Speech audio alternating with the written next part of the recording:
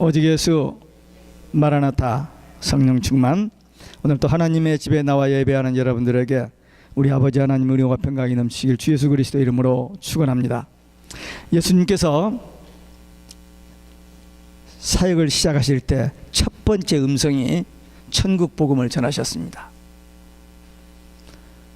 그리고 천국 시민으로 어떻게 살아야 할 것인지 대헌장 산상수훈을 주셨습니다. 이 마태복음 13장은 천국의 비유에 대해서 말씀하고 있습니다. 우리 눈에 흔히 볼 수 있는 평범한 어떤 사건과 사물을 통해서 깊은 영적인 진리로 이 비유 말씀을 하셨는데, 오늘은 밭에 감추인 보화, 그리고 값진 진주, 그 다음에 그물에 가득한 물고기, 선한 집 주인, 이 비유입니다. 첫째, 밭에 감추인 보화의 비유입니다. 예수님께서 겨자씨 같은 작은 것으로 이렇게 천국을 비유하셨는데, 여기서는 아주 가치 있는 보화로 천국을 비유하셨습니다. 이 보화의 비유의 그 요점은 뭐냐면, 이 보화를 발견하는 자의 기쁨, 그리고 그 보화를 얻기 위하여 모든 것을 기꺼이 희생하는 그 태도입니다. 여기서 보화는 예수 그리스도를 비유합니다. 세상에서 가장 값진 보화, 가장 값진 보화, 그건 오직 예수입니다. 고린도후서 4장에 보면은 바울이 우리 사람은 질그릇과 같은데 이 질그릇 속에 보화가 담겨 있다 그랬어요. 질그릇을 놓으면 깨져버리죠. 참 연약한 인간이지만 그 속에 보화가 있어요. 이 그릇의 가치는 그 속에 무엇가 담겨 있느냐가 중요한 겁니다. 세상 것 담겨 있으면 그저 그렇고, 이 속에 예수 그리스도가 있으면 이건 보화, 보배로운 그릇이 되는 겁니다. 이 보화를 발견한 사람은 우연히 보화를 발견한 게 아니고 자기 밭에서 열심히 일을 하다가, 땅을 깊이 파고 땀을 흘리면서 열심히 일을 하다가 이 보화를 발견한 겁니다.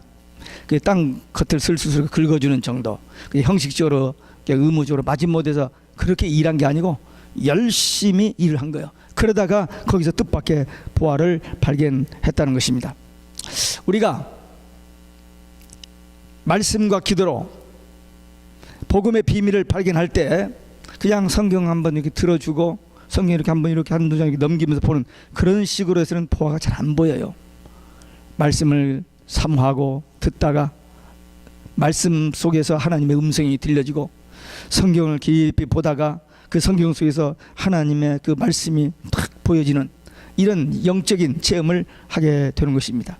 깊이 팔 때, 깊이 묵상할 때 보화를 발견하게 됩니다. 우리가 하나님을 만나고 하나님과 함께 있다고 하는 것이 단지 주일날 교회 와서 1시간 예배 드리는 그것으로서는 안 되고, 거기에 국한되어서는 안 되고, 날마다 삶의 현장에서 언제 어디서든지 무엇을 하든지 어떤 위기에서든지 그 자리에 하나님의 임재, 하나님 우리와 함께 하심을 체험하고 만나야 돼요.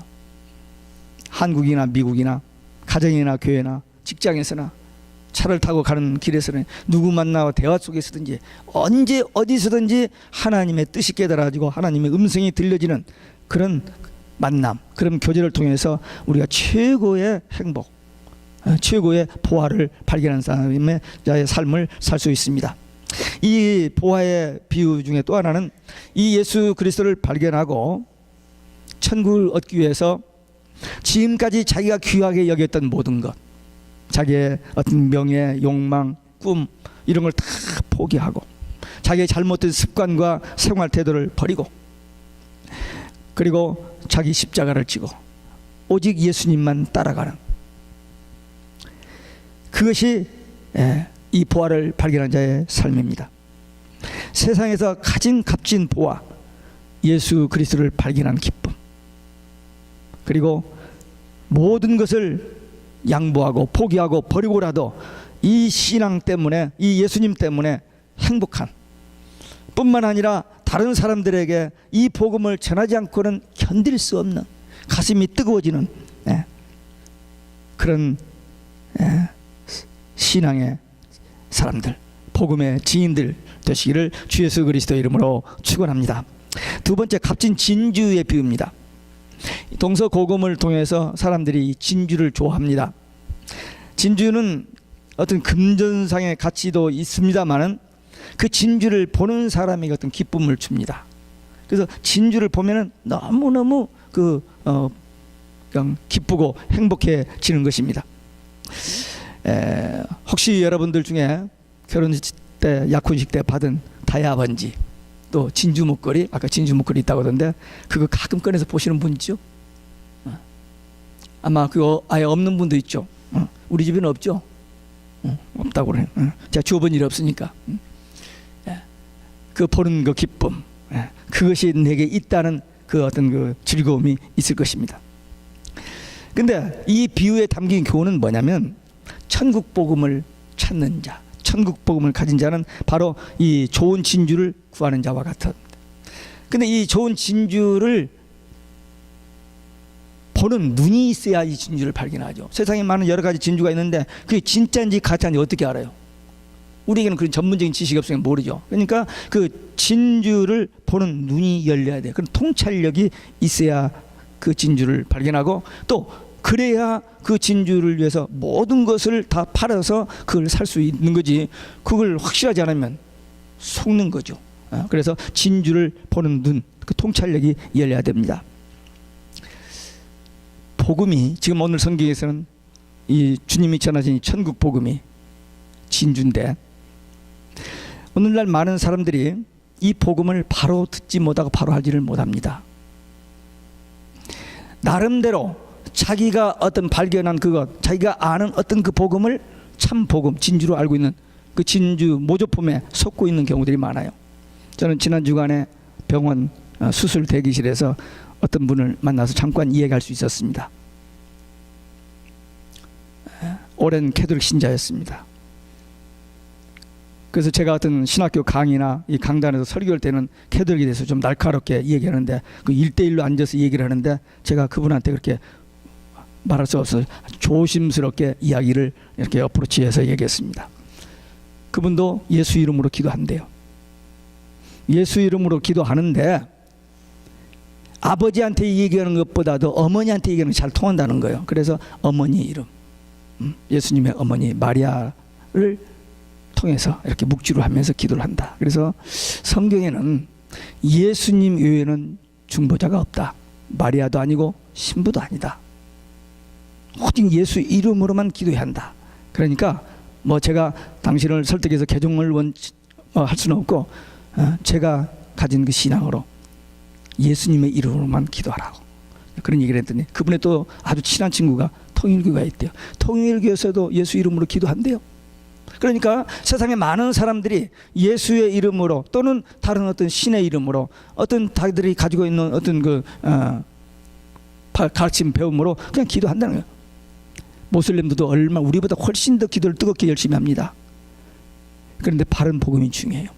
우리 기독교 신자들 중에서도 신앙생활 하면서 예수 이름으로 기도해요 하는데, 그 예수님이 누구인지도 모르고 예수님을 만난 경험도 없고 그냥 들은 지식으로 예수 이름으로 기도하고 끝나버리는 경우가 있는데, 그 기도는 진짜 기도가 아니잖아요. 그런 사람에게 진주를 발견해서 진주를 분별도 못하죠. 바른 복음이 필요합니다. 오늘날 강단에서 선포되는 이 복음이 다 바른 복음이냐? 그렇지 않습니다.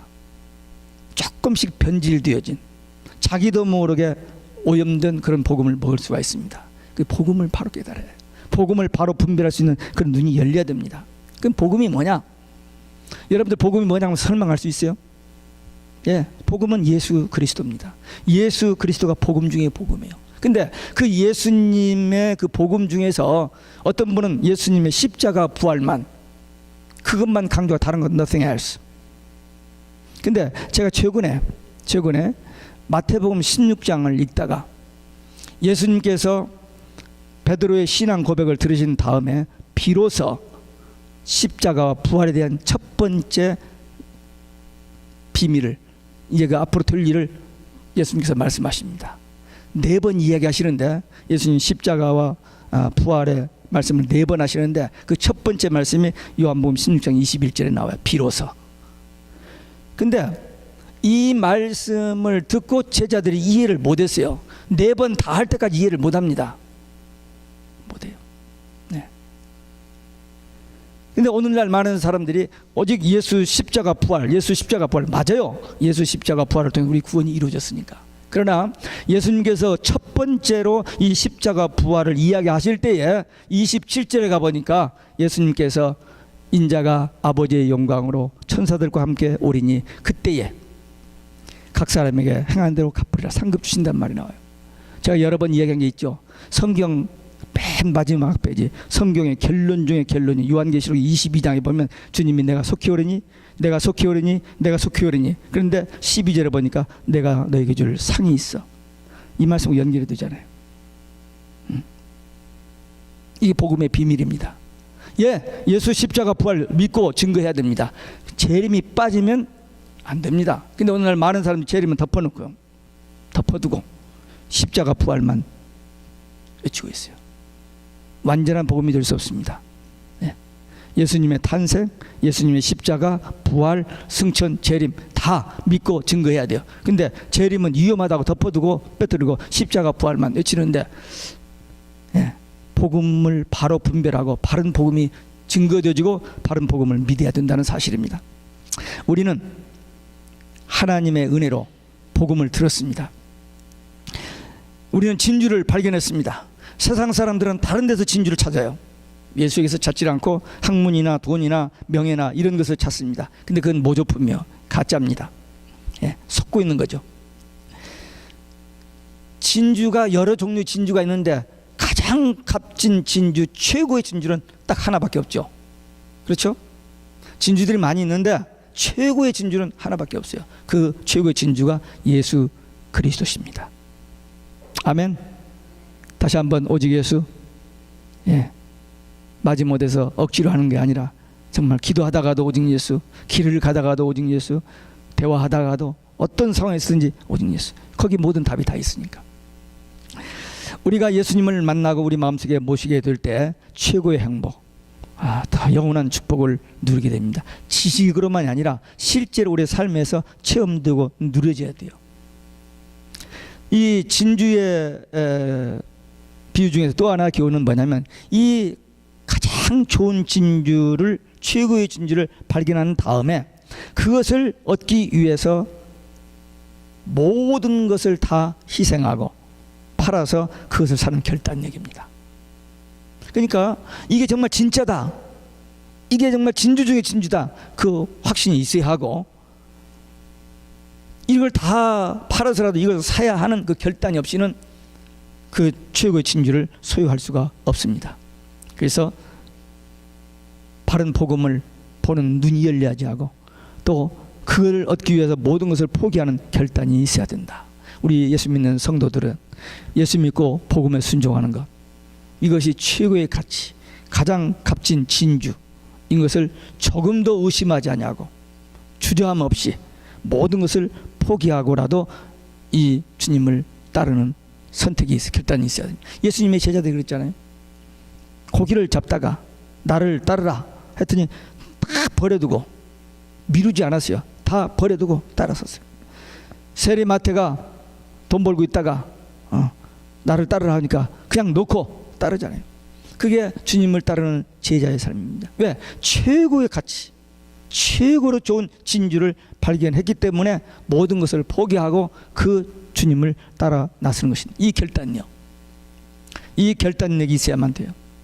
우리가 이제 예수님을 만나고 예수 믿고 신앙생활하면서 우리 각자에게 주신 직분과 사명들이 있습니다. 그 사명은 내 힘과 내 실력과 내 능력으로, 내 방법으로는 아니 되고, 오직 성령의 기름 부으심, 성령의 능력, 성령의 그 함께 하시고 도우심으로만 그 일이 이루어지는 거고, 하나님께서 우리에게 그런 좋은 진주를 우리에게 주실 때 우리에게 필요한 것 딱 한 가지는 뭐냐면 믿음으로 결단하는 겁니다. 그리고 행동에 옮기는 거예요. 많은 사람들이 듣고 그런가?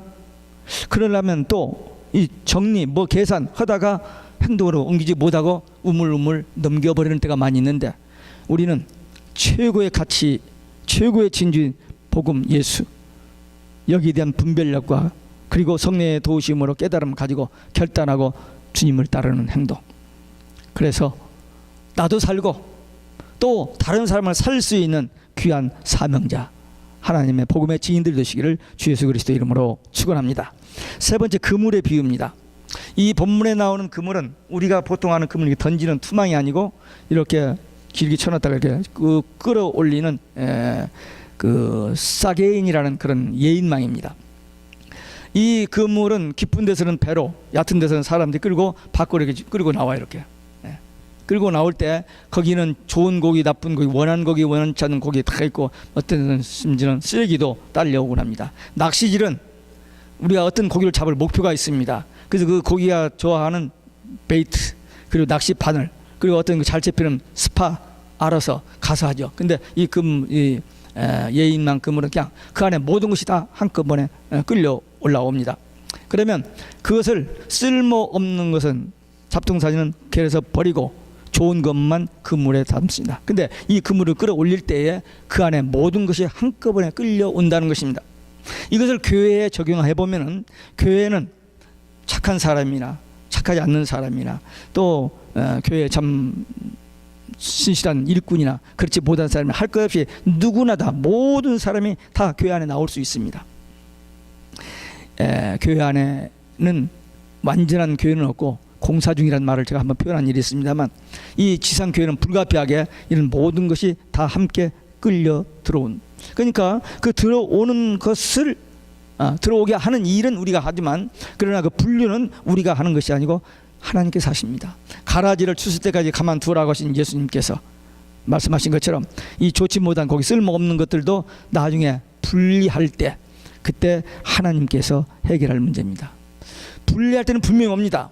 언제인지는 모르지만 분명히 그때가 오는데 그 일은 사람의 일이 아니고 하나님이 하시는 일이고 우리는 그들을 교회로 들어오도록 하는, 교회에 모이게 하는 그 일에 대한 책임, 사역을 우리가 감당합니다. 판단하고 분별하고 가리는 일은 하나님께 맡겨야 합니다. 우리 신앙생활 하면서요, 가정에서나 교회에서나 직장 생활하는 이런 사업하는 데서 어떤 사람에 대해서 판단하고 비판하고 정죄하는 일로 많은 스트레스를 받습니다. 우리가 하면서 받고 받으면서 받고 또 그 일로 인해서 많은 죄를 짓습니다. 잘못된 인포메이션에서 무고한 사람을 죄를 이야기할 수도 있고, 그리고 그 사람이 잘못했어도 우리가 그 사람을 비판하고 정죄할 권리가 우리에게는 전혀 없습니다. 주님이 하지 말라고 했으니까 안 해야 돼요. 다만 용서하고 사랑하고 축복하고 기도하라고 주님이 그렇게 해서 우리는 그 후자를 선택해야 하는데, 후자는 안 되고 안 하고 앞에 것만 해요. 틀려먹었어. 목사가 말이야, 장로가, 권사가, 집사가 막 이런 얘기만 계속 하는 거예요. 자기는 그만두고, 자기 속에 들보두고 있는 것은 그만두고 다른 사람 티를 가지고는 그렇게 시비하는 사람들이 너무 많아요. 그것 때문에 스트레스 받고 그것 때문에 죄 짓고. 근데 오늘 이 그물에 비유해서 우리는 그렇게 해서는 안 돼요. 그것은 하나님께 내가 할 일이 아니고 하나님께 맡기고, 내가 할 일은 그런 것에서 해방되는 거예요. 비판하고 판단하고 정죄하는 건 내 일이 아니고 하고, 내가 해야 할 일, 내 일만 내게 맡겨준 그 지극히 작은 일만 그냥 기쁘게 즐겁게 최선을 다해서 하면 하나님의 마음에 합한 자, 하나님을 기쁘시게 하는 자가 될 수 있습니다. 지금까지 우리는 여기에 매여 있었고 여기에 걸려 있었습니다. 이제 우리는 거기서 자유하고 오직 그들을 주께로 인도하는, 그들 이렇게 그물을 끌어내는 그 일에 집중하는, 그래서 하나님 앞에 신실하고 충성된 일꾼들 되시기를 주 예수 그리스도의 이름으로 축원합니다. 네 번째, 선한 집 주인의 비유입니다. 예수님께서 이 천국 비유를 쭉 이야기하고 난 다음에 제자들에게 묻습니다. 이해가 되니? 그랬더니 예수님 말씀해도 이해되는 척하고 알아듣기는 해도 속으로는 아니올시다거든요. 예수님께서요, 십자가에 대해서 4번이나 얘기했는데 그 마지막 순간까지 제자들은 딴 생각하고 있었어요. 왜? 예수님은 분명히 천국 복음을 전하는데 제자들은 땅 복음을 기다리고 있었어요. 뭐냐? 이스라엘이 로마로부터 해방되면, 자기들이 예수님이 그렇게 해방시키면 자기들은 예수님을 따라다니는 1등 공신들이니까 좌정성, 우정성, 무슨 장관 할 걸 기대하고 있었어요. 참 한심하죠. 근데 오늘날 현대 크리스찬들도 예수 믿으면 잘 되는 것만 생각해요. 복 받고 자식이 잘 되고 사업이 잘 되고 뭐 집안이 행복하고 이쪽으로만 생각해요. 조금 더 예수님을 믿으면서 고난의 길, 십자가의 길, 희생에 이런 건 계산하지 않고 땅의 복음만 생각하는데, 제자들이 그랬다니까요. 제자들이. 이 제자들이 알아들었다고 끄덕끄덕했어요. 그랬더니 예수님께서 지금까지 하신 비유를 총괄해서 다시 새로운 비유로 결론을 내리셨습니다. 그 비유가 뭐냐면, 천국의 제자된 서기관은 옛것과 새것을 곳간에서 내오는 자와 같다, 그런 표현을 했어요. 무슨 말인지 제자들이 알아들었는지 모르겠어요. 여러분 알아들어요? 못 알아듣죠. 저도 이 말을 못 알아들었습니다. 설교를 준비하기 위해서 몇 번 읽고 또 정리해서 겨우 이렇게 감을 잡았지, 오늘 이 설교를 듣는 여러분들도 잘 이해 못 할 거예요. 네. 새것과 옛것을 곳간에서 내오는 자, 이 천국의 제자된 서기관이라고 했는데, 여기서 예수님은 제자들을 천국의 제자된 서기관이라고 그렇게 표현한 겁니다. 왜? 모세의 제자들은 구약의 율법만 배웠고 천국 비유는 들어본 일이 없거든요. 근데 예수님의 제자들은 구약의 율법도 알고 예수님으로부터 천국 복음의 비유를 직접 들었잖아요. 그러니까 참으로 하나님의 말씀을 바로 가르칠 수 있는 천국의 서기관이 됐다는 그런 표현입니다. 다시 말하면 구약의 그 전통, 그리고 예수님의 그 천국 복음의 그 새로운 이것을 다 함께 전할 수 있는 제자들이 됐다는 것입니다. 우리가 예수를 믿고 따를 때에 우리가 가지고 있는 재능이라든지 우리가 가지고 있는 지식이 전부 쓰레기로 가는 것은 아닙니다. 우리가 가지고 있는 재능과 건강과 우리가 가지고 있는 모든 그 스킬, 모든 지식, 이런 것들이 복음을 받아들여서 이 복음과 함께 더 효과적으로 복음을 전할 수 있는 툴이 될 수 있어요. 마태 보세요. 마태가 죄인 중에 죄인이잖아요. 가장 악질적인 죄인으로 유대인들에게 멸시를 받고 조롱을 받는 그 세리가 예수님을 만나고 예수님을 따라서 복음을 전하고 나중에 이 마태복음을 정리해서 오고 오는 세대 사람들에게 이 말씀을 읽도록 했어요. 얼마나 큰 일을 했습니까? 얼마나 큰 일. 바울 보세요. 바울이 그 많은 지식, 그 많은 재산, 그 많은 지위, 그것 때문에 그거 가지고 예수 믿는 사람 죽이는 그 악한 일을 했던 바울이 예수님 만나고 나서 그 모든 것이 다 요긴하게 써져서 14권의 서신을 쓸 수 있었습니다. 그래도 그 누구도 감당할 수 없는 그 엄청난 선교 사역을 땅 끝까지 이르러 해낼 수 있었던 것이 하나님께서 그의 그 독특한 성격, 그 강한, 물러서지 않는 어떤 그런 성격을 다 사용하셔서 그 천국 복음의 일꾼으로 사용하신 것을 봅니다. 우리 예수 믿는 생활은요, 그냥 쓸쓸하고 딱딱하고 팍팍하고 고달픈 것만이 신앙생활이 아닙니다. 예수님이 십자가를 지라는 그 말을 그렇게 받아들이는 사람이었어요. 그냥 예수 믿으면 그냥 모든 것이 안 되고 그냥 쩔쩔이 고생하고 그냥 그렇게만 생각한, 절대 예수님이 그런 예수님이 아니에요. 하나님은 모든 것을 가지신 하나님이신데 사랑하는 자녀들 그렇게 되기를 원치 않습니다.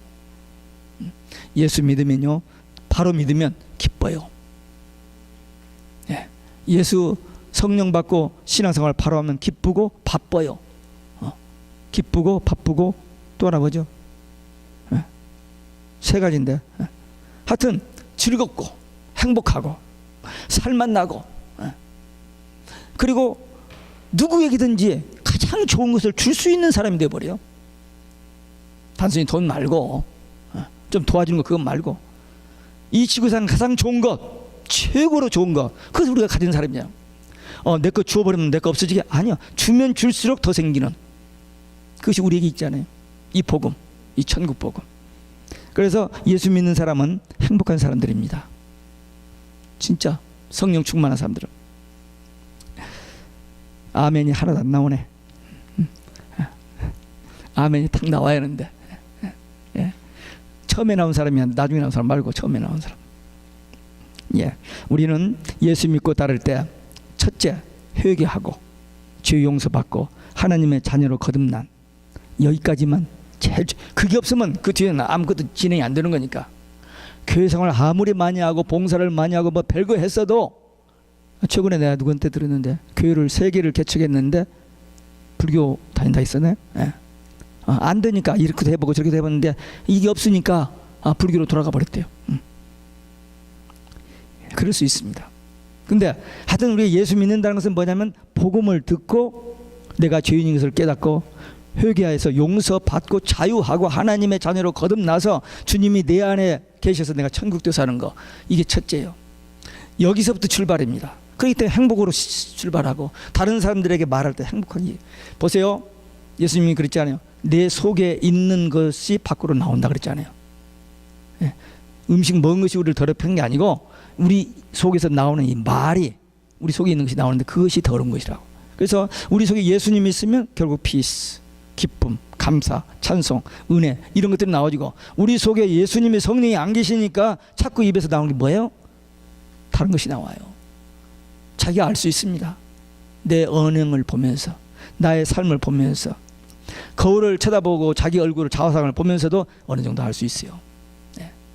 정말 내 입술에 사랑이 있는지, 내 입술에 은혜가 있는지, 내 입술에 감사가 있는지.